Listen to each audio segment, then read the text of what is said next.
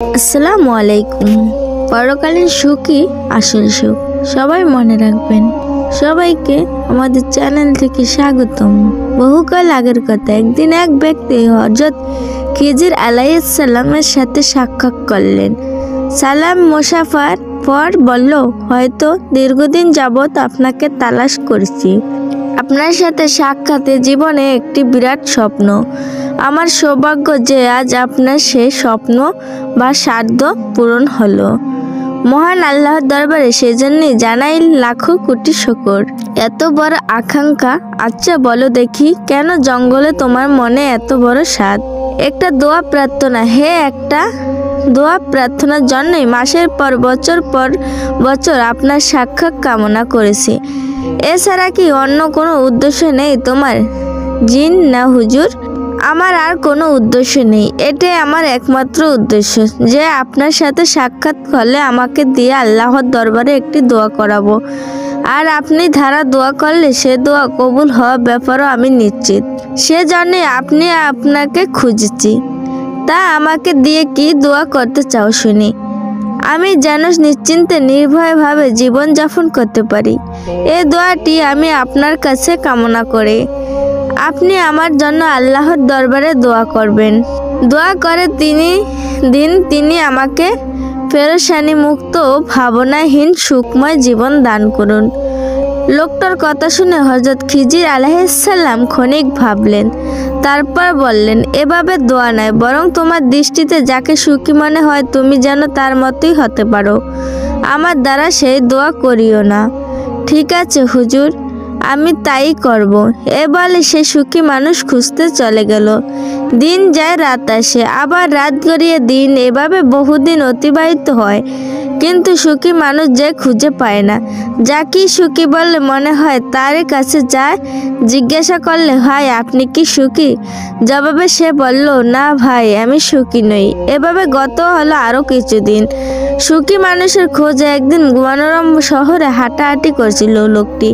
হঠাৎ সে জুয়েলারি দোকানে এক মালিকের আবিষ্কার করলো।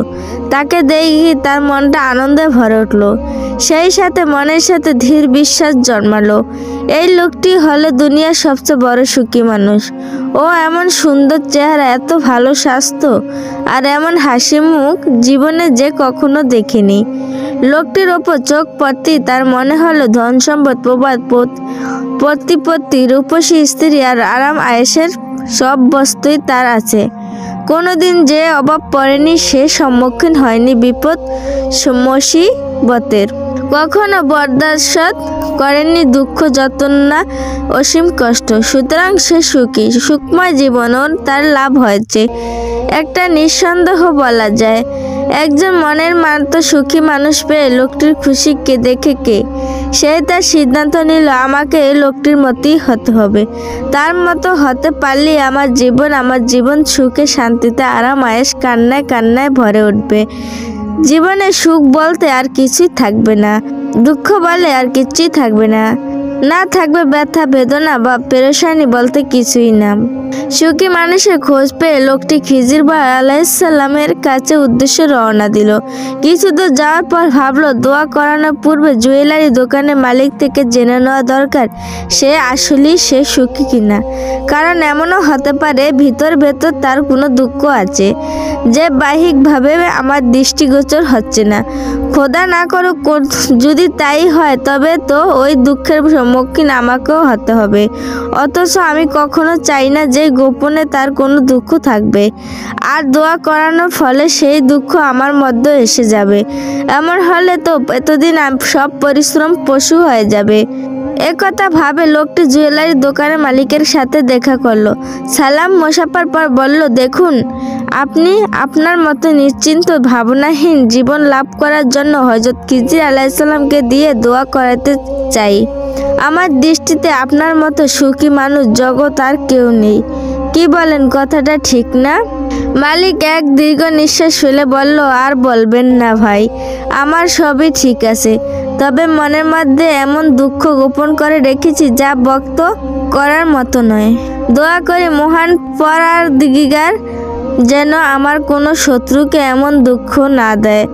এমন কষ্ট না ফেলেন। তার একথা শুনে আগন্তুক লোকটি যেন আকাশের থেকে পড়লেন। কিছুক্ষণ তার মুখ দেখে কোনো কথা উচ্চারিত হলো না। মাথা নিচু করে ভাবনায় অথচ সাগরে হারিয়ে গেলেন তিনি। খানিক পর মাথা উঠিয়ে বিস্ময়কর কণ্ঠে বললেন, আপনার গোপন দুঃখটির কথা জানতে পারি কি? না, এই দুঃখের কথা আমি কারো কাছে বলবো না, কারণ উহা এই সময় এমন দুঃখ যা কেবল সহ করা যেতে হয়, অন্যর কাছে বলা যায় না। দেখুন, আজ বহুদিন যাবতীয় সুখী মানুষের খোঁজে পথে প্রান্তে ঘুরে বেড়াচ্ছি আমি। কত গ্রাম, কত শহর আর কত জনপদে যে আমি এটাই মাত্র উদ্দেশ্য নিয়ে হাজির হয়েছি। তার কোনো হিসাব নেই আমার কষ্টের কোনো সীমা পরিসীমা। কিন্তু এত সফর আর এত কষ্টের পরও আমি কোনো সুখী মানুষের খোঁজ পাইনি। অবশেষে আমি যখন সুখী মানুষ পাওয়ার ব্যাপারে নিরাশ হয়ে পড়েছিলাম, ঠিক তখনই আপনার দেখে আমার আশায় আলো নতুন করে জ্বলে উঠছিল। শুধু তাই নয়, আপনার হাসি মুখ, সুন্দর মুখে দেখে আপনারে আমি সত্যিকারই সুখী মানুষ হিসাবে এককিনও করে নিয়েছিলাম। কিন্তু আপনিও যখন বললেন আমি সুখী নয়, আপনি সুখী নন, আপনার এক গোপন দুঃখ আছে, তখন আপনার এই গোপন দুঃখটির কথা না জানা পর্যন্ত আমার স্বস্তিরত নিঃশ্বাস ফেলতে পারবো না। মেহেরবানি করে আমার কাছে সব কিছু খুলে বলুন। বড়ই বিন বিতরা কণ্ঠে কথাগুলো বলে শেষ করলো লোকটি। দোকান মালিক সিদ্ধান্ত নিল তাই এই দুঃখের কথা কারো কাছে বলবো না। কিন্তু লোকটির বিনিমিশ্রিত আবেদনে তিনি তার সিদ্ধান্ত অটল করতে পারলেন না। তাই বলতে লাগলেন, আমার স্ত্রী ছিল সুন্দরী, রূপসী, পরিচ্ছন্ন হৃদয় মেয়ে। সে ছিল রূপের বাণী, রাজপেতপন্থী। তার উজ্জ্বল রূপ জ্যোতি বিকিরণ চারিদিকে। কোনো স্থানে উপবেশন করলে মনে হতো সেখানে যেন রূপের বৃষ্টি বর্ষিত হচ্ছে। তার ডাগর চোখের চাহনি নিমিষে দর্শকের মুখ ন্যায় বিস্মিত করে ফেলত। তার চেহারা এমন জাদুময় ও তীব্র আকর্ষণ ছিল যে অপলক আঁখি মেলে কেবল চেয়ে থাকতে ইচ্ছা হতো। কোনো পুরুষ তার স্ত্রীকে যত ভালোবাসতে পারে, আমি আমার স্ত্রীকে তার চেয়েও বেশি ভালোবাসতাম। আর ভালোবাসে আমি একেবারে মত্ত হয়ে পড়েছিলাম। তাকে ছাড়া আমি কিছুই বুঝতাম না। শয়নে স্বপনে কেবল তারই ধন্য করতাম। তার উজ্জ্বলতা, তার প্রাণ চঞ্চলতা, তার মায়াময় চেহারা সর্বদাই আমার হৃদয় আয়নায় উচ্চারিত হয়ে থাকে। একদিন আমি আমার স্ত্রীর ভীষণ অসুখ হলো। অসুখটা এতই মারাত্মক ছিল যে আমার একদিন হয়ে গেল সে আমায় বেশি দিন বাঁচবে না, অচিরেই দুনিয়া থেকে বিদায় নেবে। তাই আমি তার শয্যার পাশে বসে ছোট্ট বালকের মতো ফুফিয়ে কাঁদতে লাগলাম। আমার কান্না দেখে স্ত্রী আমাকে সান্ত্বনা দিল, বলল, খামাখা কেঁদো না, মন খারাপ করবে না। আমার মৃত্যুর পর আমার চাইতে সুন্দরী কোনো নারীকে বিয়ে করে নিয়ে নেবেন। দেখবেন সে আমার চেয়ে বেশি ভালোবাসবে, আদর সোহাগ করবে। তখন আর আপনার মনে কোনো দুঃখ থাকবে না। আমি বললাম, অসম্ভব, কোনোদিনও তা হতে পারে না। তুমি ব্যতীত কোনো মেয়েকে আমি কল্পনায় আনতে পারি না। আমার কথা শুনে স্ত্রী কিছুটা সঙ্গে স্বরে বলল, হয়েছে, আর বলতে হবে না। এসব কথা পুরুষের মুখে দিয়ে বলি মাত্র। এসবে কোনো কার্যকারিতা আগেও ছিল না, এখনো নেই, ভবিষ্যতে থাকবে না। তুমি কি আমাকে বিশ্বাস করো না? সব ব্যাপারে বিশ্বাস করলে অনন্ত এ ব্যাপারে আপনার নিঃশ্বাস করতে পারছি না। আমার মৃত্যুর পর আপনি আর কোনো মেয়েকে বিয়ে না করে একা একাই জীবন কাটিয়ে দিবেন। তুমি এমন করে বলতে পারলে? হ্যাঁ, পারলাম বাকি। আমি যা বললাম ঠিকই বললাম। এবার আমার চিন্তায় পড়ে গেলাম কি করে তাকে বিশ্বাস করাই। মৃত্যুর সময় ঘনিয়ে এসেছে। অল্প সময় পরে হয়তো দুনিয়া থেকে বিদায় নেবে সে, কিন্তু এর আগেই তাকে কোনো উপায় বিশ্বাস করাতে হবে। হঠাৎ আমার মাথায় একটি বুদ্ধি এলো। ভাবলাম, আমি যদি আমার বিশেষ অঙ্গটি কেটে তাকে দেখাতে পারি, তবে তো তার বিশ্বাস না করে পারবে না। যদিও এটি বাস্তবায়ন করা খুবই কষ্টের ব্যাপার, তবুও তাকে বিশ্বাস করানোর জন্য এছাড়া আমার কাছে কোনো উপায় ছিল না। তাই যেমন ভাবনা তেমন কাজ। আমি ক্ষণিকক্ষণের মধ্যে আমার চিন্তা বাস্তবায়ন ঘটালাম। তারপর সেই অঙ্গটি তার সামনে রেখে দিল। বললাম, দেখো, ভালো করে তাকিয়ে দেখো, কি কাণ্ড ঘটিয়েছি আমি।